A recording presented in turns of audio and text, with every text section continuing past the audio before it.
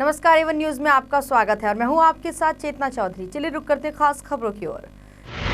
मोदी सरकार रोहिंग्या मुसलमानों को लेकर जल्द ही एक बड़ा फैसला ले सकती है। सूत्रों के मुताबिक कई वर्षों से भारत में आकर बसे रोहिंग्या मुस्लिमों को केंद्र सरकार अब गिरफ्तार कर वापस म्यांमार भेजने का निर्णय कर सकती है। वहीं इस फैसले से भारत में बसे लगभग 40,000 रोहिंग्या मुस्लिमों को भारत छोड़ना पड़ेगा। यूपी के मुख्यमंत्री योगी आदित्यनाथ आज करेंगे अपनी पहली कैबिनेट बैठक। सूत्रों के मुताबिक इस बैठक में छोटे किसानों के कर्ज माफ करने समेत कुछ अहम फैसलों पर विचार होगा। यूपी सरकार लगातार कड़े फैसले ले रही है। अपनी पहली कैबिनेट की बैठक से पहले ही योगी सरकार ने गन्ना समिति से जुड़े सभी गैर सरकारी लोगों का नामांकन रद्द कर दिया है। वहीं इस फैसले के तहत कुल 355 लोगों को कार्य मुक्त कर दिया गया। बता दें कि गन्ना किसानों के लिए सरकार का ये फैसला काफी अहम माना जा रहा है।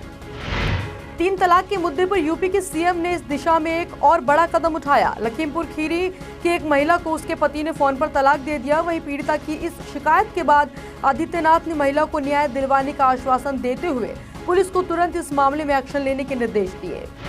सुप्रीम कोर्ट के वकील प्रशांत भूषण ने अपने उस ट्वीट पर माफी मांगी है जिसमें उन्होंने रोमियो की तुलना श्री कृष्ण से की थी। बता दें कि प्रशांत भूषण ने अपने दूसरे ट्वीट में लिखा है कि इससे अनजाने में कई लोगों की भावनाओं को ठेस पहुंची। मैं माफी मांगता हूं और इसे हटा रहा हूं। खबरों के मुताबिक रिजर्व बैंक ऑफ इंडिया जल्द ही 200 रुपए के नए नोट जारी कर सकता है। बता दें कि बैंक इस साल ही जून के बाद इन नए नोटों को जारी करने की उम्मीद है। वहीं अगर 200 रुपए के नोट जारी किए जाते हैं तो हाल ही के दिनों में 2000 रुपए के नोटों के बाद जारी की जाने वाली ये दूसरी नई करेंसी होगी। भारतीय स्टेट बैंक ने अपने बेस रेट में कटौती की है। बता दें कि एसबीआई ने अपना बेस प्राइस 0.15% तक घटाया है, जिसके बाद ये 9.25% से घटकर 9.10% पर आ गया है। भारतीय स्टेट बैंक के इस फैसले से सीधे तौर पर पुराने कर्जदारों को इसका फायदा होगा। वहीं उनको होम लोन और ऑटो लोन पर कम ब्याज देना होगा। अजमेर दरगाह के दीवान ने गौ हत्या पर प्रतिबंध की मांग की है। सैयद जैनुल खान ने कहा है कि इससे 2 समुदायों के बीच नफरत पनप रही है। ऐसे में देश में शांति के लिए सरकार इस पर पूरी तरीके से बैन लगाए। साथ ही उन्होंने मुसलमानों से भी पहल की मांग की और कहा है कि गौमांस ना खाएं। नेशनल और स्टेट हाईवे दायरे में शराब की दुकानों पर पाबंदी से जुड़े सुप्रीम कोर्ट के फैसले को लेकर राज्य सरकारों ने तुरंत काट निकालते हुए स्टेट हाईवे को डीनोटिफाइड करना शुरू कर दिया है। वहीं राज्य से गुजरने वाले नेशनल हाईवे को भी डीनोटिफाइड करने की तैयारी जारी है। दिल्ली में एमसीडी चुनाव होने से पहले ही दिल्ली के सीएम अरविंद केजरीवाल ने चुनाव आयोग को किया सख्ती में। जी हां, खबरों की माने तो केजरीवाल ने ईवीएम के चलते चुनाव आयोग पर तमाम आरोप लगाए हैं और ये मांग कर डाली कि ईवीएम की जगह पर बैलेट पेपर से चुनाव कराए जाएं। साथ ही कहा कि चुनावों को फिलहाल टाल दिया जाए।